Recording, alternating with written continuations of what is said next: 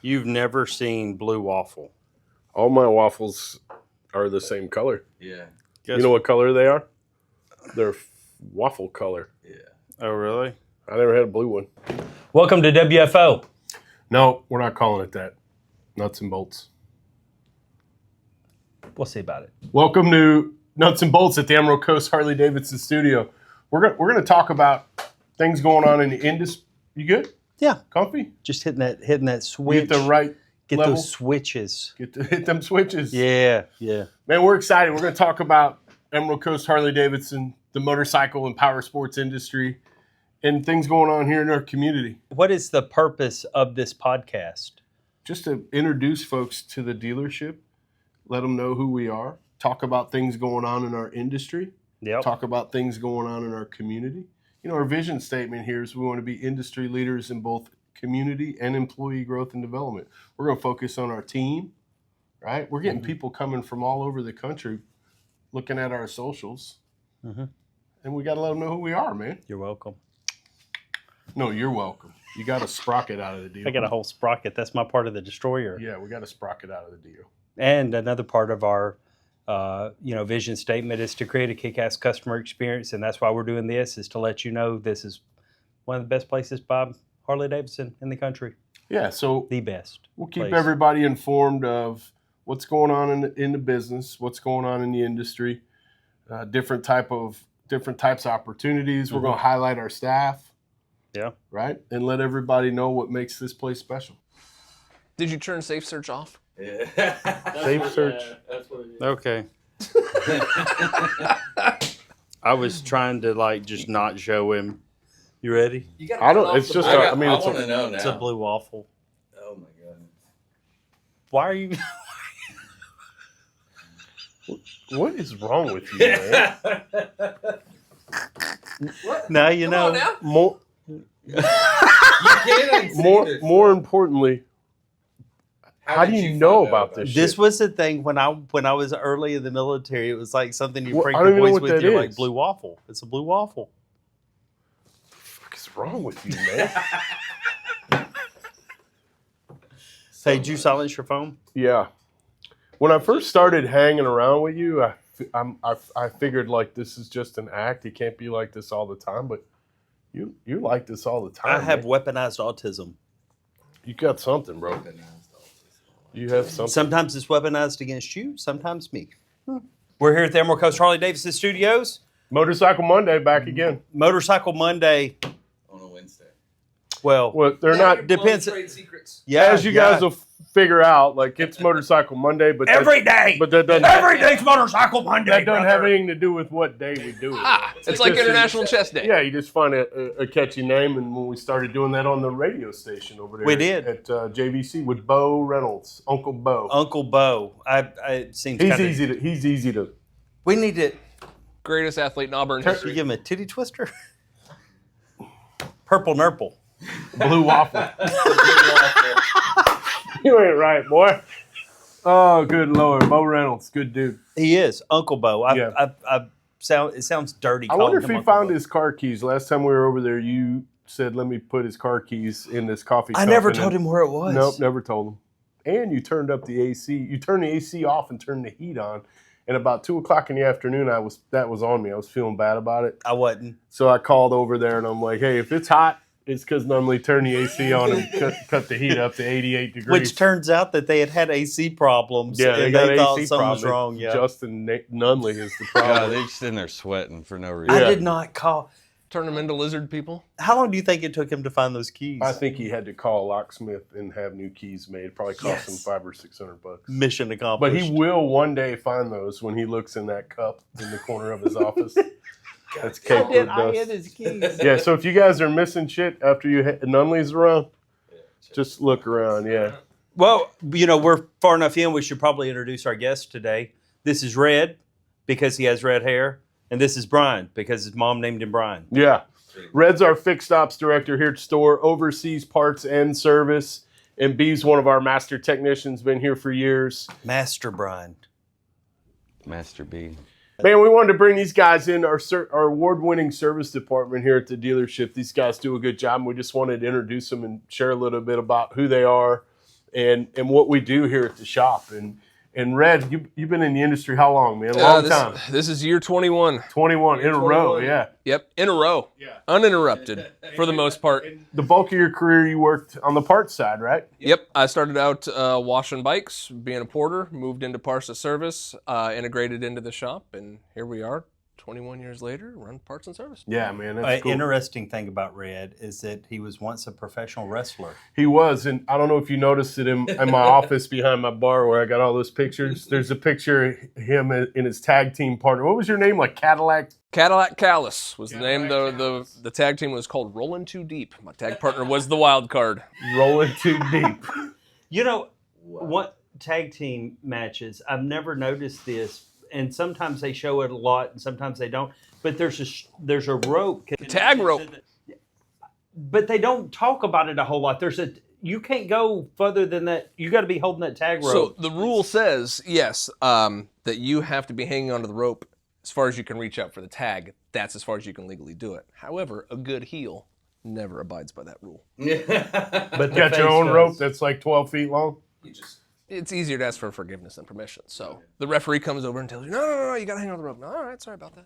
As soon as he turns his back, he just... What was your finisher move, Red? It was called the RCM, which stood for Really Cool Move. Can you do it to me? I can. We'll do it later. Okay. We'll do it when we have more room. And that's on the OnlyFans, right? Yes. Okay, perfect. Yeah, or Foot Finder. But basically... This is the part where I'm just like... Yeah. So basically, you remember old tag team Demolition? Yeah. How they would guillotine them out and they'd drop down with the elbow? Yep. Well, the wild card would guillotine them out. I would do a moonsault onto them. For those that don't know, backflip. You do backflips? Shit, yeah. Heck, yeah. You can speak freely here. I mean, we got Nunley on the show, so I say things. Fair. Yeah, and I know you just recently got into the service end, and with a parts background. What's been the biggest learning? What opened your eyes the biggest about service? Like, oh man, I never thought about that. And I think with service, the biggest thing, the biggest challenge has just been all of the moving pieces. Yeah. Parts is a little more limited as far as ordering, inventory management, everything else like that. On the service side, my inventory is basically the technicians and keeping them going. Time, yeah. Keeping them, time. We sell time, which you don't get more of. So that's the challenge, is trying to create as much of that as possible for these guys to keep moving. The way our parts and service department's set up, it's kind of all one. We made that move, I think, in like 2017. So we got a PALS program where our parts and service counter is one counter. And the whole idea behind that was just to minimize the interaction that the customer had. You had one person, where when you and I came up, all of us, the parts department was over there and the service department was over there, and you had to talk to Joe at the parts counter, and then he'd walk you over and introduce you to Sam at the service drive, and it's just a little tangled up. Yeah, a lot of back and forth, a lot of wasted time if you really want to break it down. Well, and customer experience. And customer experience. Right? You got to establish a relationship with somebody new, right in the middle of that interaction. So we made that move in 2007, and, when you change things around in business, there's a little learning curve, not just for the team, but for the customers as well. 100%. And I think it's been a great move for us, and and it just streamlines the process, and just gives our guys gives our customers one less touch point where they're dealing with the same person all the time. Aww. Yep. No, we get the customers in all the time that they'll come in and ask something about parts, and they're like, oh, where do I go to schedule an appointment for service? I'm like, well, right here. Same person dealing with them from beginning to end. It's a good setup. And Brian, how long you been turning wrenches, man? Since 2006. Yeah, it's always in the Harley business. 20 years, yes. Yeah, and you came from Memphis, and man, you've been a great addition. You survived. Congratulations. Yes. Come from the barbecue steakhouse, you're dead. Yes. Yeah. It is definitely a little rough out there, but listen, did you know that the crime in left. Memphis is horrible? Now you do. Yeah. Sorry. Yeah, when you're in a room with him, you just got to be prepared to be interrupted, offended, shocked, like the thing you just showed me. Don't ever do that shit again. Do you remember the picture that I showed you? No, I blocked it all out. Of him when we were in Milwaukee? Milwaukee? Yeah, I remember. That was a legit like reaction. He did not say. I just handed him my phone and started recording. Yeah. I can't tell you what the picture was, but it was him. So almost 20 years turning wrenches on Harley, and we've got such a cool team back there and experience levels, and Sam has worked here for 20 years, and Harry's been here right after we got the store. So I think Harry's rolling up on 10 years. Yeah. And yourself, and then David came out of the military, and Worm, what a cool story that was.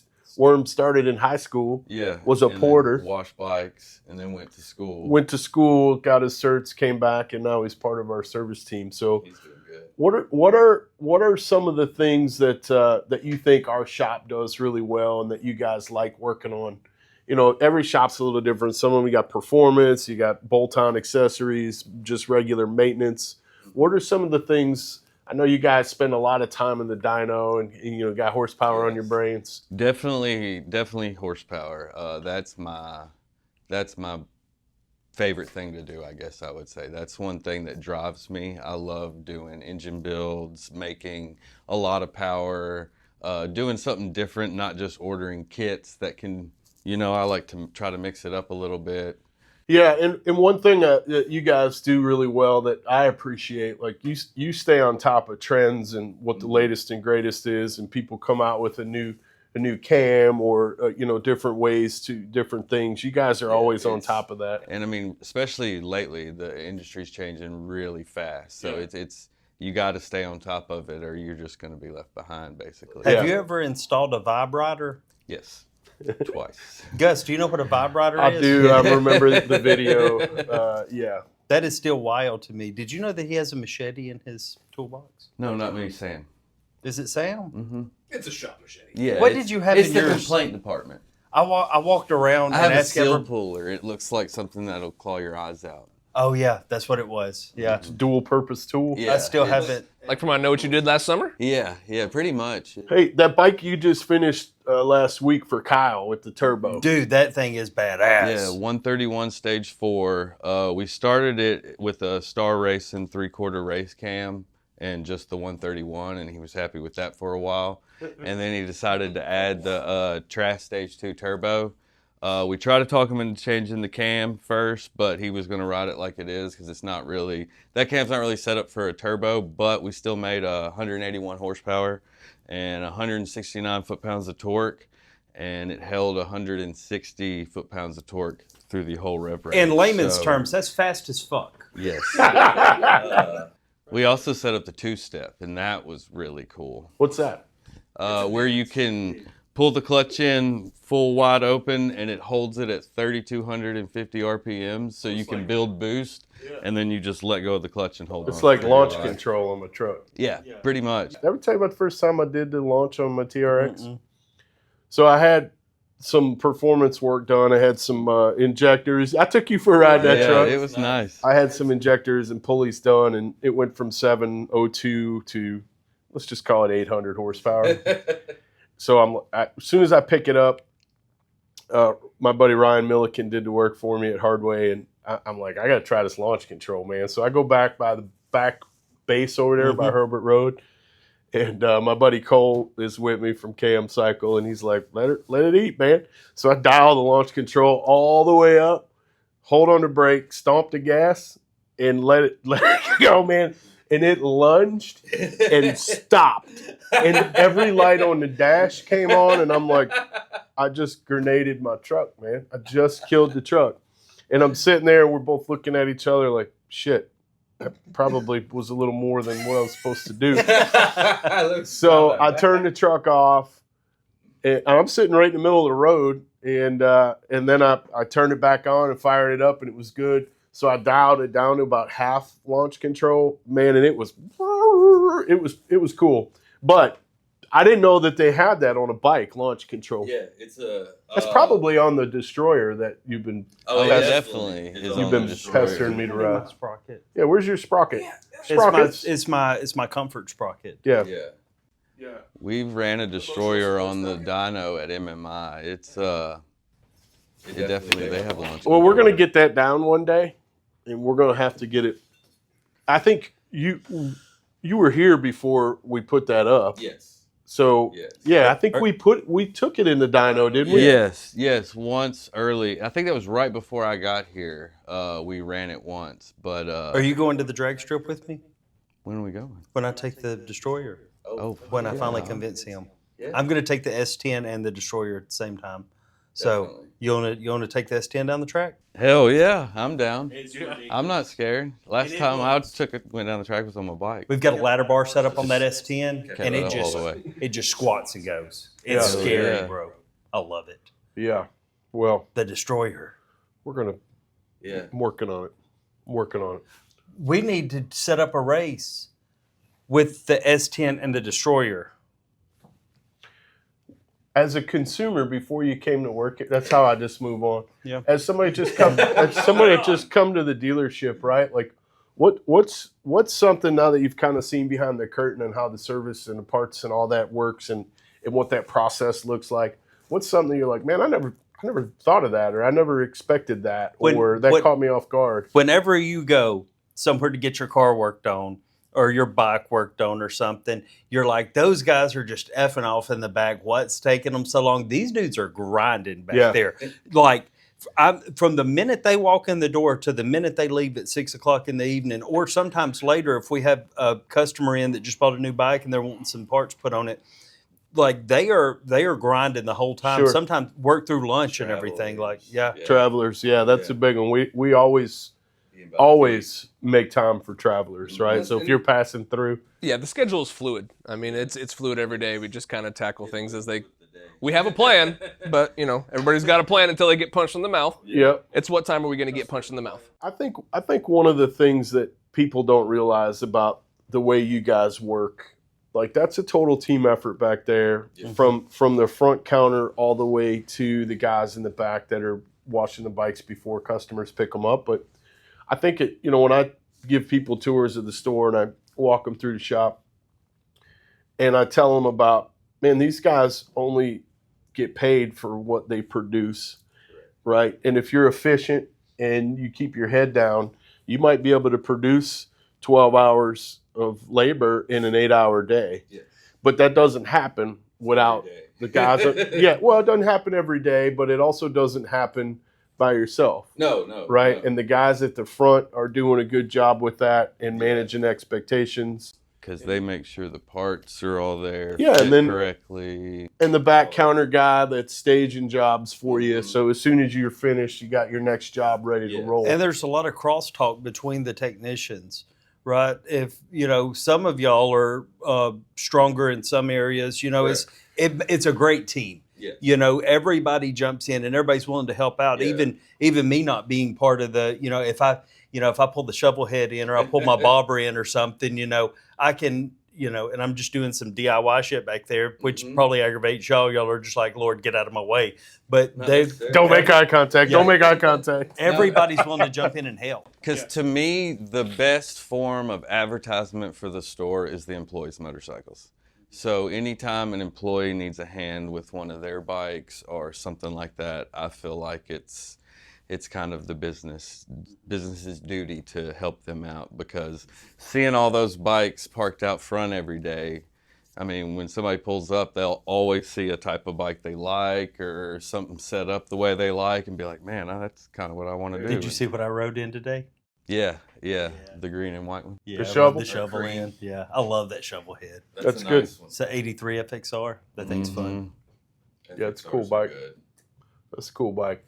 Well, man, the other thing about our shop that I'm really proud of is Jesus. I should have thought this out, like setting those two together. He did that this time. I didn't. Toddlers. I have toys. On a good day. Yeah. I love our shop, man. We got a good team back there, to Justin's point. Like, everybody's helping each other out. And that's not to say sometimes you don't have to, like, put two dudes in a dyno and let them fight it out. Sometimes you got it. It's like brothers. We do the oranges in the socks, lower body, no marks. Yeah. There's one thing about service department that I've got to talk about real quick, though, is Worm. What up, That- Worm? Pan Am. That was, I have never, that Pan Am was every piece that could have been disassembled on that it was like an exploded parts version diagram. When you have to replace crankcase. It was ridiculous. And then he got it back together and it ran. Yes. That's the most impressive thing to me is that you can y'all can take the entire it looked like an exploded parts diagram. Yeah. And then 3 days later that bike's running. Mm-hmm. Some days I walk by and don't even break stride. I'm like, oh, you're never getting that shit back together. And these guys just laugh. They just keep it moving. But And there was no leftover parts. I asked him, I was like, how many leftover parts do you have?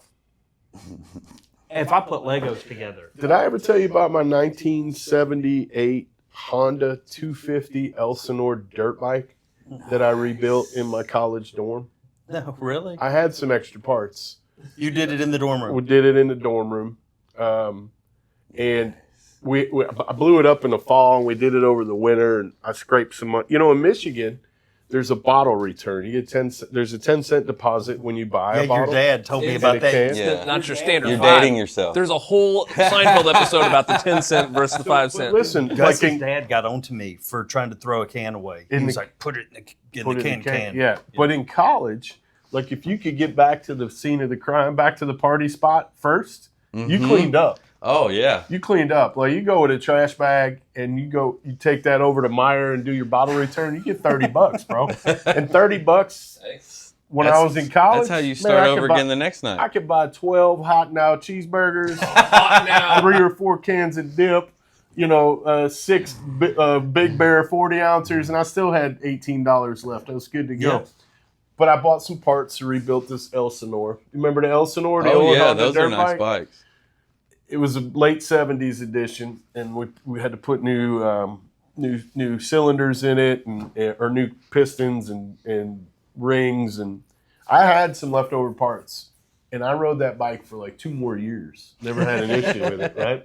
It You might just have re-engineered it. might have smoked a little more than it could have and should have, but leftover parts, you can still roll with that. Mm-hmm. Listen, did you know that Harley had branded cigarettes back in the late 80s, and after they were sued by Philip Morris, they were rebranded into Mavericks? I didn't. Well, now you do. I didn't. Hey, one thing, we'll finish up here, but You said smoking. one thing, like if you hang your hat, if you guys as key members of the team back there, that you can hang your hat on about our parts and service department, what is it? I'd say how well-rounded it is. If you're a consumer, what's the one thing that you can count on? The one thing that you can count on is the people. We're gonna give everything that we have. We're gonna try to work with you whenever we can. We're gonna give you the best service that we possibly can. We're gonna get you in and out. We're gonna maintain communication that entire time. You're gonna know what's going on with your bike. You take your car or your vehicle into a lot of places, and you just kind of wait around and wait for them to call. Well, and we don't get it right 100% of the time. No. And that's just part of business, right? We're all human. That's right.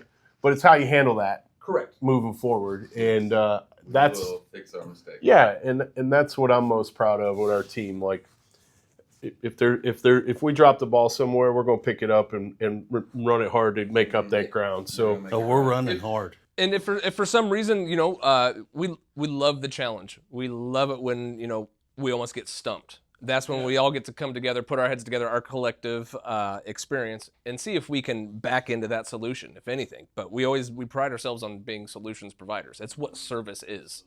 You have problems and solutions. when you came to interview with me, and my buddy Andrew Westbrook, who owns Sacramento Harley, sent me a message. Hey, this guy Red's looking to go to Florida. We tried to hire him at one of our stores, but he really wants to go to Florida. So I linked him up with you, and you and I got on the phone. Then you came here. This is a few years back.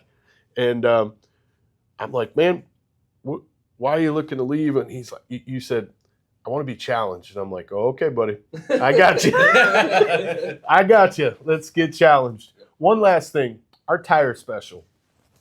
You and I have multiple conversations about that. And I want you to tell, and we had no conversation leading up to this. What is it that you tell me about the tire special? The thing that I'd tell you about the tire special is that Just be honest. be honest. All right, when we sell bagger tires, we lose money. Yeah. We lose $72 per tire on the baggers that we sell. Yeah. And And Red and I go back and forth on that, and it's like, man, that's probably not a good business move if all we did was sell tires and lose money. But it drives traffic. It does. It drives traffic, and it gets people in the store. And, we're going to continue to do that $249 tire special. We have people coming from a long ways away to get this tire special because it's going to be the cheapest that you can get it done anywhere in this country. I guarantee it. Yeah. And if somebody wants to beat it, go ahead. Yeah. Please do. Try. Yeah, Red's like, I'll happily be done with that. The only way you're beating that is an Amazon special tire that I wouldn't trust anyway. But it's a fantastic special. People come from a long way to get that, and yeah, we're gonna keep running. I look at that. It gives folks an opportunity. We get to meet new people. They get introduced to the store, and the chances of them not buying something else while they're here is pretty limited. Right. So gives us a chance to look over their bike too and find anything that they might not know is wrong with it as well. That's right. So, all right, boys. Well, we appreciate you being here, man. At Emerald Coast Harley-Davidson Service Department, award-winning service department. Come check us out. We got Red and B and all the guys in the back. Harry, Sam, Worm, Mike, Donkey. We got a porter named Donkey because he works like a donkey, man. That dude's a Chris. He's a. Oh, I had that one wrong. I thought that nickname was something else. Sorry. And Melvin back there. I grew up on the West Coast, so donkey shows were a thing. What? Koji, next time I want to have Red on with Justin here, just make sure you remind me. Can't do that. Donkey shows? Jesus. Don't act like you don't know. I know. Man, everything was going really good. And then it's off the rail. At the Emerald Coast Harley-Davidson Studios. Motorcycle This Monday. episode was sponsored by Jesus. And Big Gus Tractor. And Big Gus Tractor. Thanks, guys. Appreciate it. All right. Thanks for joining us on the Nuts and Bolts podcast. WFO. Nuts and Bolts. This is abuse. Can't take this dude anywhere. See what I got to deal with? I really got to rethink all this.